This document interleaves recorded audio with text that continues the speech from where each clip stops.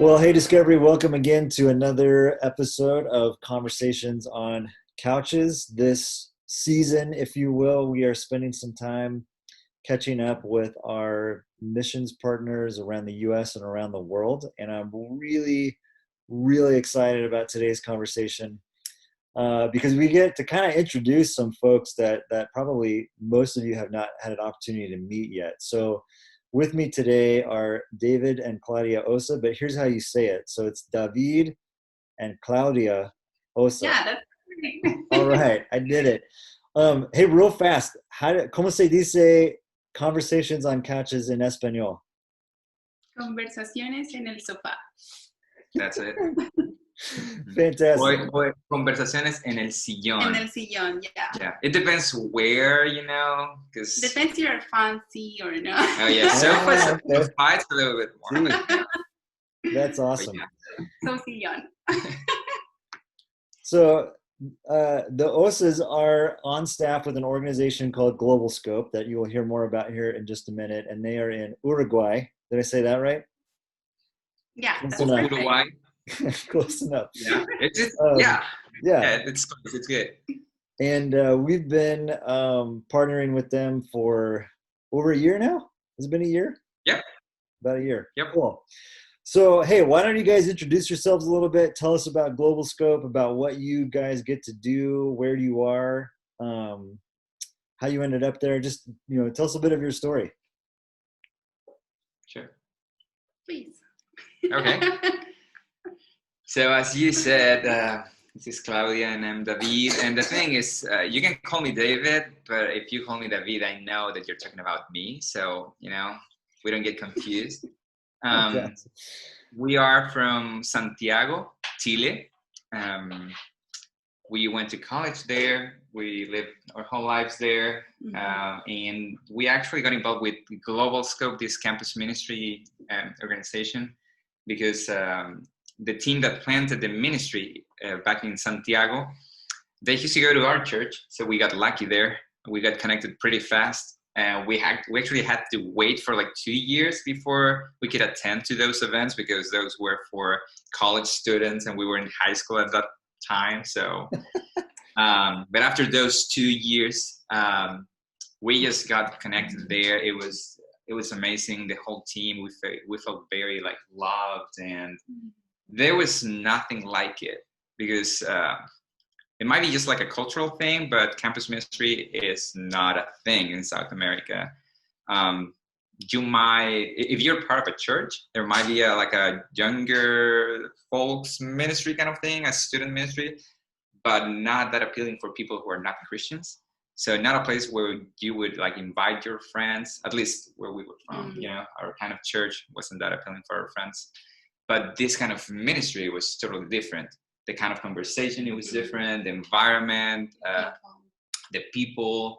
There were also a lot of non-Christian people, which is, really good because you feel like you can connect and you can invite people who are, maybe looking for something or maybe not. And they can feel at home and not like, okay, you're not part of this specific group that we feel like we are. So that was huge for us. We fell in love with that format of ministry. And when we were done with school, I was an intern for a year there.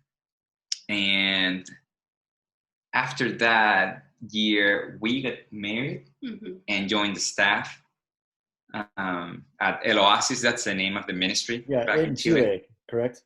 Yes. So we worked there for like 3.5 years. Okay. And that actually like changed our whole life because I went to school I wanted to be an engineer, which I guess I am. I don't know. It's been a while. I can multiply and do stuff like that. But, sure. And she's a nurse. So we spent some time in school thinking that we were going to go through a different path. But I mean, we find a better one. So when I was 15, I was convinced that I was going to be a millionaire. So because it can be that hard because there are so many, So I thought like engineering was my path to become a millionaire, and I wanted to be a millionaire before I was 25 years old. Wow. So when I interned that year at El Oasis, I had to like really think about it, and I'm being serious. I thought about it, and I was like, okay, I'm sacrificing a year, so I'm gonna have to push it to 26. So Nice. I've been pushing that for like 11 years, so it's getting a little bit further away, but you know, it might be not on our way anymore, but who knows. But yeah, so we worked at El Oasis for like 3.5 years or so, and then someone from our organization, he's a dreamer, he visited Chile at that time, and we were thinking, okay, is this what we're gonna do for the rest of our lives? Is El Oasis the place we're meant to be, or maybe it's time for us to try engineering and nursing. No, nursing. Well, eventually, I guess. Medical stuff. Yeah. Sure. So this guy came and he was like, hey, have you thought about maybe opening a new GlobalScope location, a new ministry in South America? Because at that time it was like El Oasis in Santiago was the only one. Although I guess we were already in like Mexico and Scotland and England, Germany, like we're kind of like everywhere a little bit. But South America, I mean, there was nothing else at that time. And we were like, okay, maybe this is it. This is, our next step. And eventually, like we visited Argentina and Uruguay and decided that like Uruguay, it was just a perfect fit. It just, there was literally nothing like El Oasis here, and not really a lot of space for students to do life out of college. Like there is no recreation center or like fields or parks or like tennis courts where people can just go and play for free. As the university here is public, pretty much all of the money goes into like education, but not other aspects of like student life. So campus ministry, we thought there was a huge space for us to like do something here. So yeah, I guess after El Oasis, we moved to the States for a couple of years. I went to seminary for 2 years. We had a baby there, Emma. She's sleeping. She's 7 now, about to be 7. Wow. In December 27.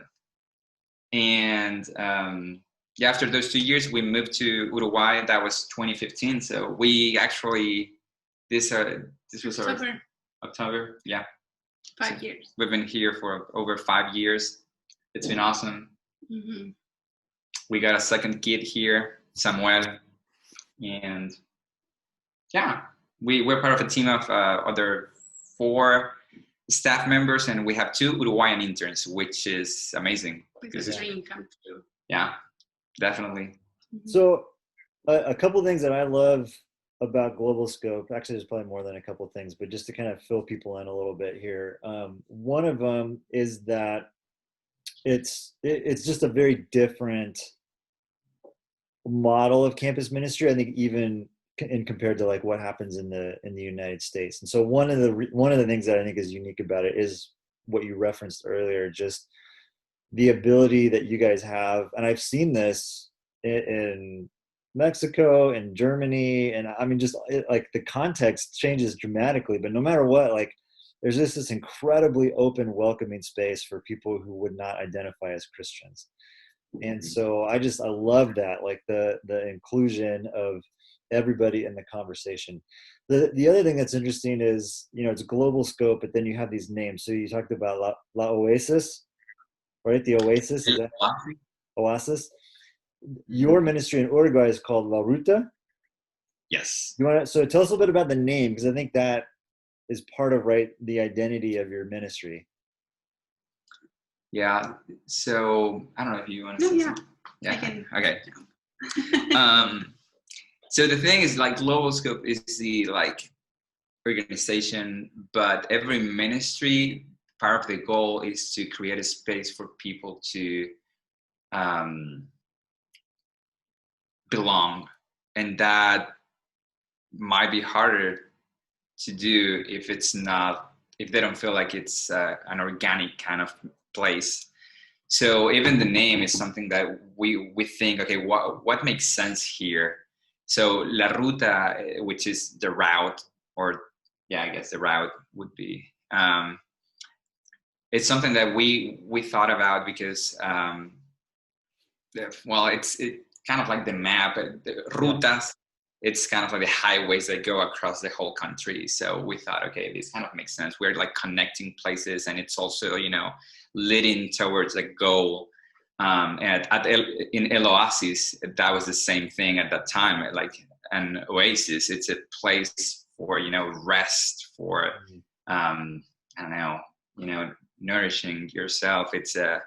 And so every ministry has a different name. At least, well, every country, because in Chile now there are two. There's a new one in Viña del Mar, which is like the coast.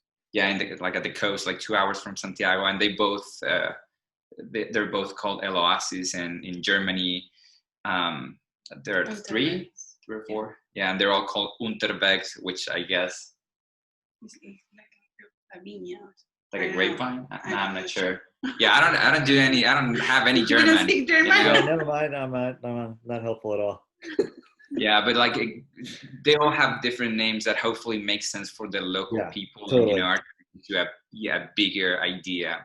So yeah, and here in Uruguay, we saw that the student has different ways in the spiritual life or emotional life, and we thought maybe the name La Ruta is something like we can, I don't know, like move to a way or a way that we want to show them, like that opportunity. This is another way that you can learn something. That's it. So again, just a phenomenal job of contextualization. The other thing is, a lot of times you guys will have like a house or some sort of physical space that you sort of create and cultivate to invite students into. Do you guys have one of those for La Ruta, or what does that look like for you? Yeah, we have a house, and it's an amazing house. It's an old one, but a good one. It's about 112 years old. Whoa! But it's amazing. It's so beautiful. Yeah. So we have a lot of activities in that house, but also we use our apartment as a part of the ministry too. So we use both. Yeah, and we so when we first came here, we found a house kind of close to two different campuses, and but at first you kind of had to do something, and then you learn from that. So we figured out that actually the place, the like neighborhood, it was really nice, but we were paying probably more in rent for a smaller place than we could find somewhere else. So we kind of, after 3 years, 2 years, rent was going up and up because that's what happens, and we started looking different places. So we found this house. We wanted to rent it, and they only wanted to sell it. But it was amazing. It was like an old couple that wanted to move to the country, and they already had a big room that was used for like gymnastics and stuff, like yoga or Pilates or whatever. And it was just like perfect for us. So we finally talked to our like organization, and we bought the house, and we like fixed it up and made it our place. And which is, I mean, to us it's been huge, because most of our students who have been here for a couple of years, who were with us through that like moving, I feel like they really own the place. Mm-hmm. Like they get involved in the ways how we can do little stuff, or like decorating or like painting or fixing stuff, so it gives them that sense of ownership of that place. And for us, obviously, it's just huge to be able to have a physical space, because as I told you before, like college here doesn't really provide a space for them to do that. So we have, I don't know, like a ping pong table or a Yes, couch. Well, couches, yeah. We have like free Wi-Fi, and like a nice kitchen, so they can just come in between classes, maybe cook something or hang out or, you know, take a nap or whatever. And we are like 2 blocks away from like law school. We're like 4 blocks away from humanities, and another in a different direction from psychology. So like our new place, it's in the midst of all of these college campuses. Because we didn't mention that before, but I guess in South America in general, college campuses are not this one thing. Like college campuses are just buildings spread in all of the city, like, you know. So we're in the midst of all of these different places that have no connection with each other except for this campus house in the middle. So we had students from all of these different So then one final question, just kind of around what you guys are doing. So one of the things that I hope comes out of this conversation for our church is like some maybe sparks of imagination. So tell us a little bit about what you guys do to create that space where people who wouldn't go to a church on Sunday morning, students who wouldn't say, oh yeah, I'm a Christian, feel comfortable hanging out with your community and participating in what's going on. How does that work?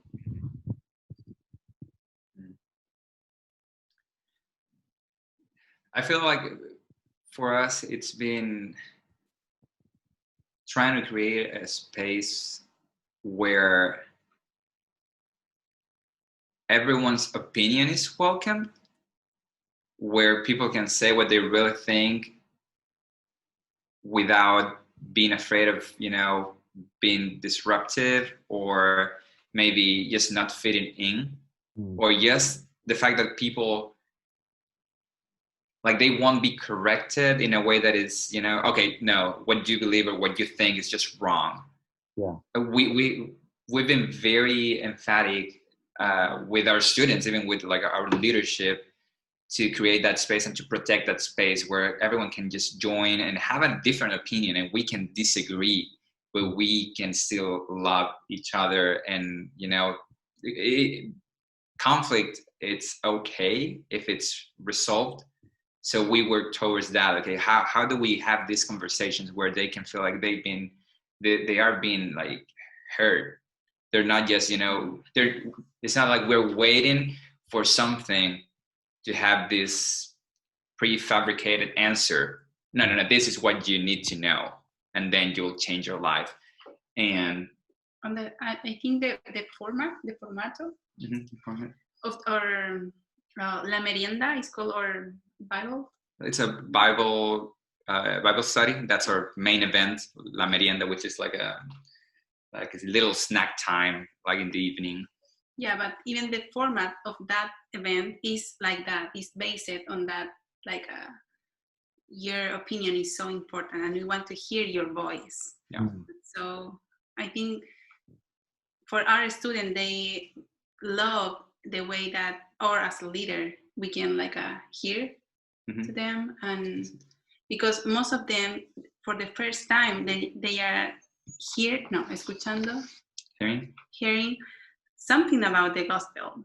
It's the first time. It's not like Uruguay is not like a very Christian, Catholic or background country. So that's why we think it's very important to give the opportunity just to talk. Mm-hmm. And that's a good point. We don't have events where they just come to listen to what we have to say. We only have events where conversation is to think. Yeah, it's like a two-way thing always. Yeah. And we believe that's part of the reason why our students come back, because they are not listeners. They're not just listeners. They can build whatever we're building together. That's awesome. I love everything about that. So great. All right, so this is what you guys have been doing for 5 years in Uruguay anyway. How has life changed? How has ministry changed during the pandemic? Wow. A lot. Yeah, so that's kind of funny because for the first 4 years or so, we had this format that it was really good and it worked a lot, but we kind of like got sick of it. We wanted to tweak some things, try something different. So the first week of this year, so our school year goes from March till the end of June. We have winter break, that's July, and then August till the end of November. That's how it works. So that first week in March, we had a kickoff party there, like in the patio. We had what it was, like 60 people. Yeah, it was amazing. It was so much fun. I think we had like 20 something new students at that event, which is a ton for us, like here. So that was like the kickoff. I think it was Monday. We had this Bible study on Thursday. And we got a ton of people. We did it outside in the patio. It was the best like weather ever. We had like s'mores for everyone. It was amazing. And that was on Thursday. And Friday, we got COVID-19. Like that was when everything shut down. And we were like, okay, we had all of these great ideas. We had all of these hopes for this new year. And new people. New people coming. And we got this little taste of what it was going to be. And then it just didn't. So I guess for everyone, it's been very frustrating process, like trying to learn how to redo things, trying to see the glass half full. And for us, I think one of the things we learned this year was that we moved everything that it was. I mean, we canceled basically every event. We tried some like Zoom events, and our students were like done with Zoom after a couple of weeks because of school. But we realized that we had enough students here in Montevideo to have small groups, like 3 or 4 people, and that was it, for a Bible study. So what we did, instead of having a large group and like conversation, like split into groups at that time, what we did was just like recording, like doing an Instagram video with the talk, like a 7-minute talk, maybe. And then having small groups like all over the city, or at like students' apartments or our apartments, like trying to get together with students to, keep that conversation going. And that was amazing. That was the best thing ever. It was, I mean, we're actually keeping that next year. It doesn't matter. Yeah, even if hopefully we won't get this thing going around next year, but we'll keep those small groups, because the kind of like intimacy, the kind of conversation, the kind of trust that you build with people and like those contexts, it was just like amazing. We like never dreamed of something like that after that first week, when we were like, okay, so what do we do now? And we try all of these things, some worked, and then, but what's the next big thing that we need to try? And so this, like, the small groups were just amazing. We got to connect with new students. We got to connect with students that really, they're just not believers. They just want to be part of the conversation, and we really, really hope that that's how they get to, hear about the gospel. That's how they get to be transformed by these stories of Jesus. Yeah. And some of those students that wouldn't, they might have come to our Bible study, like our Bible study, that the large one, but the conversation when we split into groups, it's always kind of like, okay, I don't know everyone here. I might not feel that comfortable as to, say what I really think. So, and some people do, which is great, but these other people, they may be like internal processors, work different. So it was a much better environment for them to actually, get some time to think and to explore what they really believe. Because that's part of the thing. Many of our students, they haven't been exposed to this kind of conversation, so they have to figure out what they really think or believe.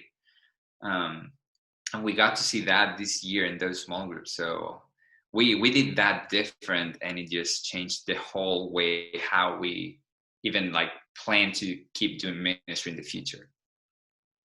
Wow, that's awesome. What a cool story of trying something different, and partly because you're forced to, but then discovering that this actually really works well for us. That's very cool. We've had some similar experiences with just, experimenting, trying different things, and finding out that certain things seem to work better. So that's pretty awesome.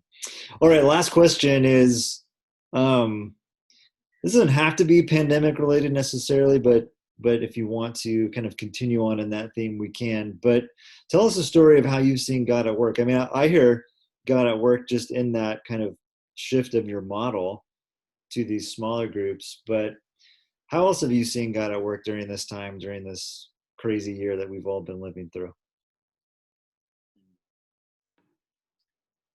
So one of the things that we celebrated this year was we have this student who came to, I think it was our first event ever, 20, maybe 16. We just got, at that time, we had the old house, and we wanted to do a games night.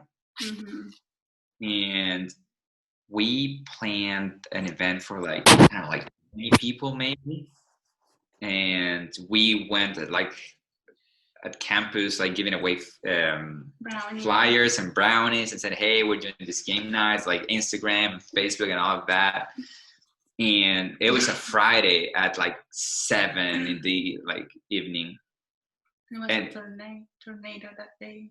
It was 7 p.m. and there was no one there because there was this huge storm, and there was a tornado somewhere in the country. It was awful. It was the worst.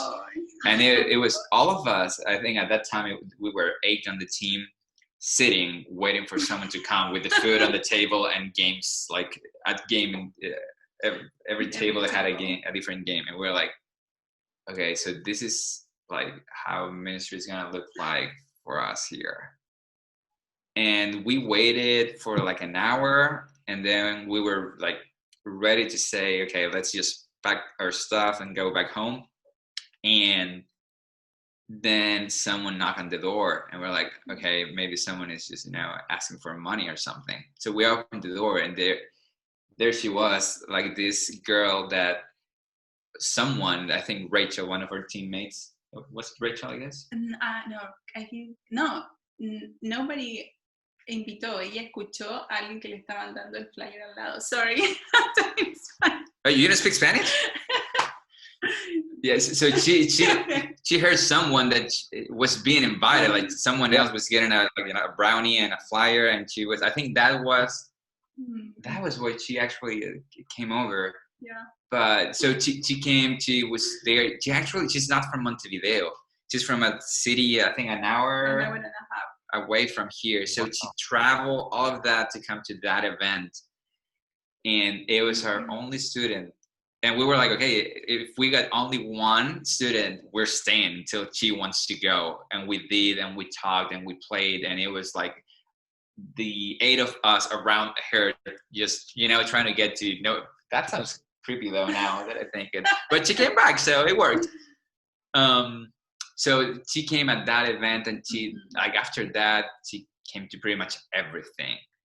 And she's been living this long process, discovering faith and who she really is. And it's been a long process, but this last October we had a retreat, and she just got baptized on that retreat. And for us, it was just this. Wow.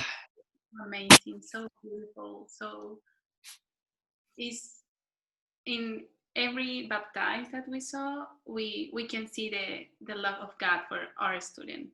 But for her was, I don't know, her story is is so hard, and at the same time you can see God in her.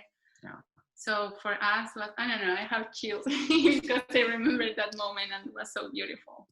Yeah, it's and the thing is, we know that for many of our students that have never really been, close to the idea of God or Jesus or the gospel or even the sense of community. Yeah. Even the opportunity to be in love for somebody that they don't know, like a familiar or something. Yeah. We know that it's such a long process for them. So we know that we are not going to get to see the fruit of all of this work and like relationship and all the time that we invest in people. We just getting to see this, from time to time, one, maybe two people, and with her, it was just that. Like we are so thankful that we get to see that. So that was kind of like our big thing this year. But also, I don't know, I'm thinking about one of those students that it's on my small group, and he's just this amazing guy. He's great, and he's always been that great. So he's the kind of person who thinks, I'm already a good person, so I don't really need this whole, Jesus thing, because I'm already okay. And he is. But I think this year maybe this small group has been the one thing that has helped him connect the dots with real life looks like what Jesus is talking about. And he, at some point, when we first met, he was like, I'm not a Christian. I like to talk about stuff. So I want to meet with you. And we did. And eventually he was like, okay, I want to try to read this, like the Bible. And he started doing that by himself. And eventually he was like, okay, so I'm done with the Gospels, and I'm going to try this like Paul's letters thing. And I was like, okay, yes, let me know if you want to talk about it. And he was like, no, I'm fine. And eventually, I think like a month ago, he was, okay, so I think I'm a Christian now. And I was like, okay, what do you mean? What do you mean by that? And he was like, I mean, this just makes sense. It's just like, this is the kind of life that I want to live. And I feel like I wasn't, far away from that, but this is just how it makes sense instead of just trying to be a good person. So it's just, and again, it's just those little things that we know that it's not us doing all of that. We're just being there, but getting the chance to see that kind of fruit, it's just changed everything for us. It's so inspiring. It's a reason why we're here. That's awesome.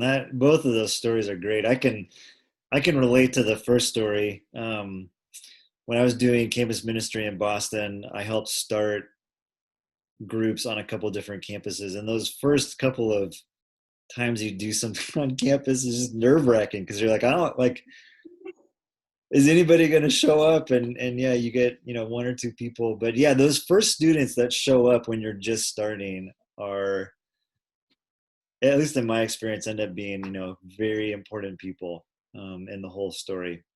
And so, I got teary as you guys were telling that story of that baptism. So thanks for sharing that with us. And man, it's just so cool to be part of your team and just having some kind of small little, impact, I guess, through what you guys are doing there. So thank you for your faithfulness to that and to continue serving. And we look forward to getting to hear more stories and ways that God is at work through you guys down there. So thanks for spending this time today with us. And man, hey, Discovery, hopefully you get a chance to check them out on Instagram. You can find that through our Discovery account and some other things just to see what's going on. But lots of cool things. So thank you, David and Claudia, for joining me on the couch or the sofa.